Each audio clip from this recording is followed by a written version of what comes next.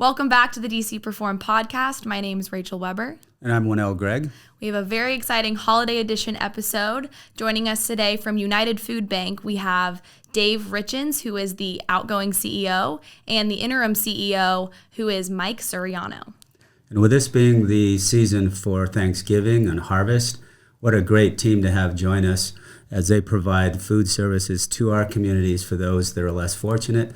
And you're going to get a behind-the-scenes look as to how they operate, how they serve our community, and also learn some interesting statistics about some of the metrics that they're held accountable for. Thanks for tuning in to episode number 4 of the DCPerform Podcast. Welcome back to the DCPerform Podcast. Joining us today, we have the interim CEO of United Food Bank, Mike Suriano, and the outgoing CEO of United Food Bank, Dave Richins. Thank you guys for joining us today. We're happy to be here.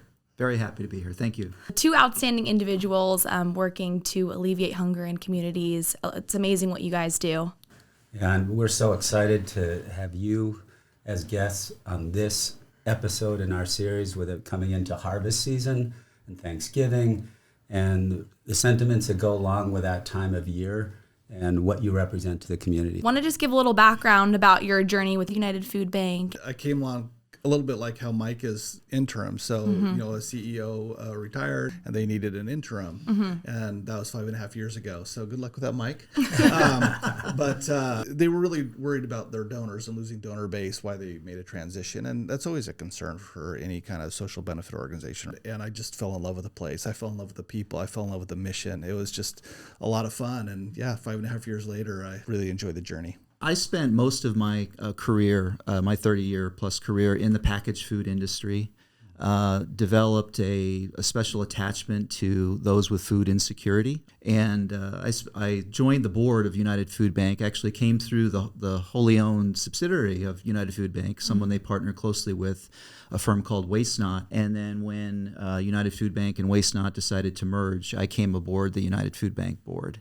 When Dave announced he was stepping aside, the board asked me if I would consider stepping in, and here I am. Lots of the businesses that we work with, and it's particularly focused on supply chain, a lot of it is either based on operations and how do you get the raw materials through your logistical and supply chain functions to the end customer, but then there's also the financial component. How are you seeing that when you look at it from an operations perspective as a nonprofit, thinking through the supply chain aspect of it, where you source your goods and your food product, and then how you distribute it through to your customers at the end? We get our food in a variety of different ways. I guess private sector, they're out buying from all the major manufacturers. We're a little bit different there. So, Food Bank is not a grocery store. We are subject to getting kind of what we get offered. And so the big bulk of what we get is from the USDA. Outside of that, we do about 9 million pounds in grocery rescue. So grocery stores are a wonderful partner.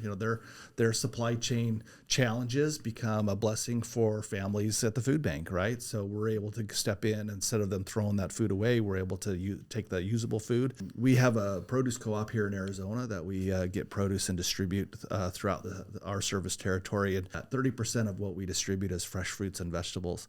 And so the last thing is everybody knows that a food bank does a food drive, right? We love food drives. They capture the imagination. It helps you be able to participate in ending hunger. If they just took the money that they spent on that food and donated that, our buying power is so great that we're able to buy several jars of peanut butter for the one that they donate. I also have to have volunteers sort it, check it for dates, check it for recalls, all those kinds of things.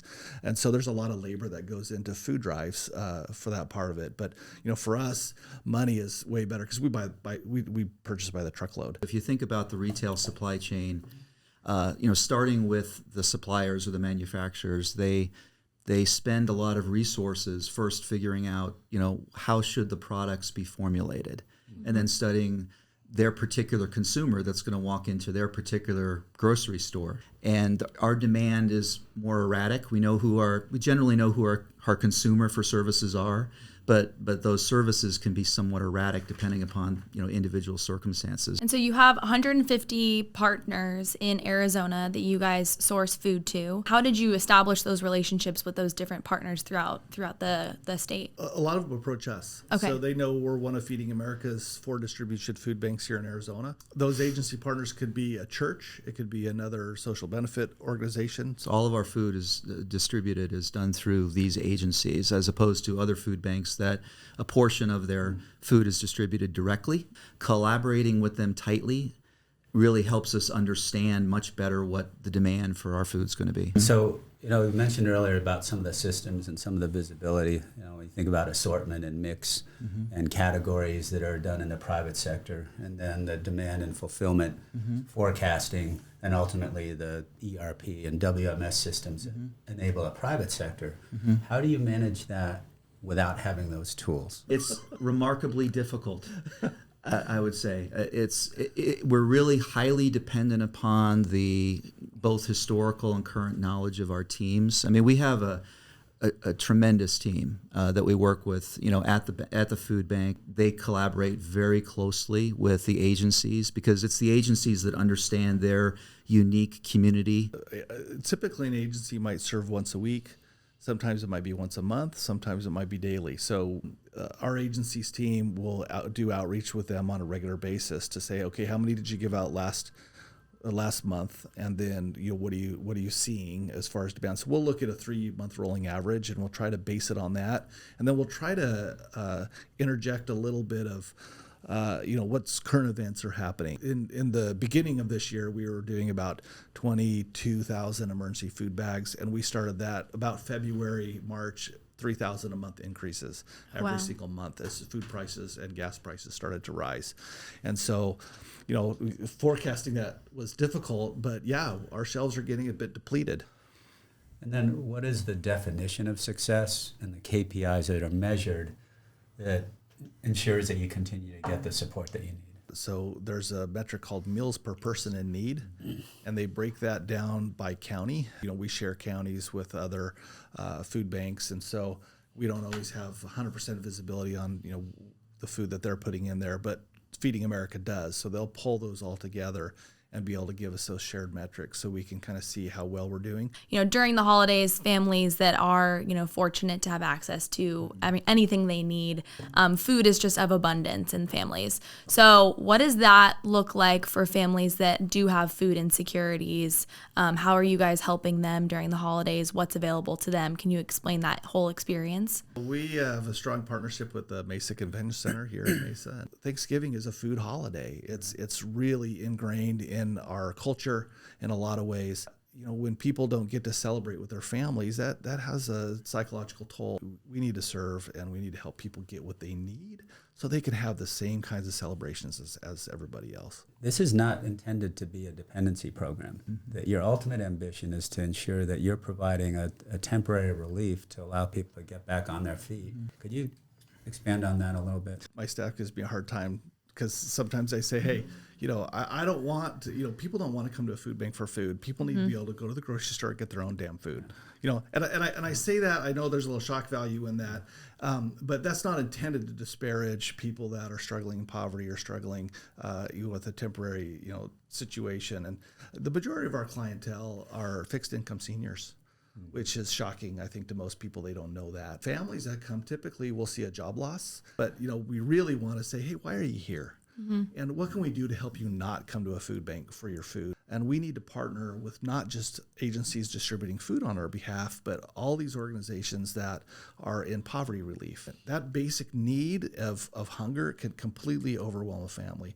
So if we can just provide that basic need, and so they don't have to worry about that for a while they do the rest of their programming, we can lift people out of poverty. We talked earlier about how our parent, if you will, which is Feeding America, measures our success in our service area, which is meals per person in need. But that sort of flies in the face of if there's this segment of your consumer base, which we know there is, that want to help themselves, and if we can agree that poverty is the main cause of chronic food insecurity, helping just a few will have a much larger impact, long-term impact than a 1-3 month period of our meals per person in need rising. We feel that our mission should be larger than that, but maybe by again collaborating with those other agencies that already provide services that help folks get back on their feet, help them get a job, help with their rent assistance,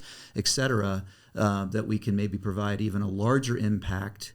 If you think about it from a synergy standpoint, the collaboration with others can create a larger group impact than we could ever do on our own.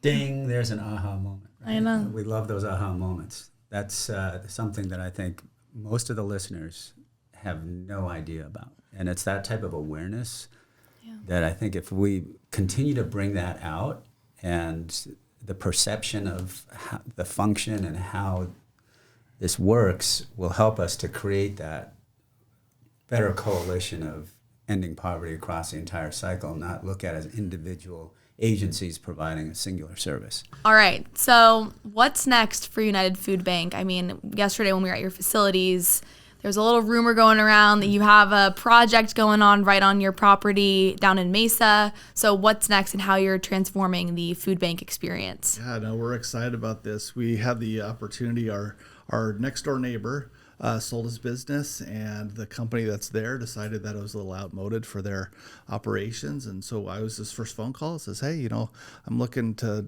lease some space. And I said, well, we're kind of looking to buy some place. He said, I'd sell. So we've acquired the site next door, which is about 5.3 acres and 80,000 square feet of office and warehouse. But the most exciting portion of it is to do what they call a choice pantry. When people come in for food, we want to inspire them a little bit. We don't want people to come to our organization and look like we're in poverty too. Like, how can these people ever help me? So making sure we have good, clean facilities. We have places that people come and feel like they can improve their lives. And so part of that is providing some choice to those folks. We have a diverse population in Mesa. We have Hispanics and white folks and Native Americans and Pacific Islanders, and they all have different food palates and preferences. And so we want to meet them where they're at. We want to provide food that people like to eat. I think the next step for us is looking at how we actually run our warehouse and distribution within the four walls. And everything that we do today is still based on the old-fashioned manual picking and receiving, which, when you're a small facility, that works extremely well. When you get to the size and scale that we're at now, we're approaching 25 million pounds a year, it gets much more difficult, much more costly. So a degree of automation within that warehouse, where you can scan inventory coming in, that's automatically tied into, all of your inventory and accounting systems and distribution system that pays huge dividends. We talk about enabling the end customer experience. That's the way that we look at our role in the private sector, is how do we help the distributors and the retailers enable that great customer end experience with automation through their supply chain, with the cooperation of the private sector, understanding the value of what you're bringing to the community, and also the trade-off of being able to have an R&D site for being able to try these different forms of automation and equipment that might be in development, and have you benefit from that and uptrain the workforce there, service your benefactors better at the end of the day. It's a win-win situation. I love what you're saying there, and I love how you ended that. Because of hand processes or whatever, for whatever reason, we forget some things that need to go to one of those 150 agencies. There's a family that goes without. Right. And that hits home with me every single time we have that error.